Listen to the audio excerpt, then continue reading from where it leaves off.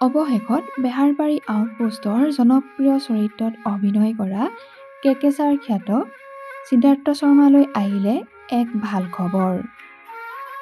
নমস্কাৰ বন্ধু-বান্ধৱীসকল, স্বাগতম জনাইছোঁ আপোনালোক সকলোকে আমাৰ চেনেলৰ অন্য এটা নতুন ভিডিঅ'লৈ।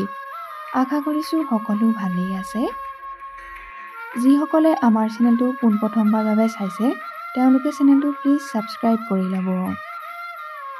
অভিনেতা সিদ্ধাৰ্থ শৰ্মাৰ জীৱনলৈ আহিল এক ভাল খবৰ। হয় বন্ধু-বান্ধৱীসকল, আপোনালোকে ঠিকেই শুনিছে।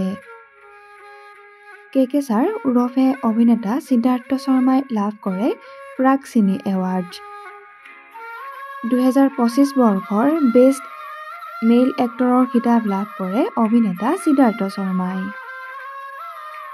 স্বৰ্গৰত চিনেমাৰ বাবে বেষ্ট মেইল এক্টৰৰ খিতাপ লাভ কৰে অভিনেতা সিদ্ধাৰ্থ শৰ্মাই।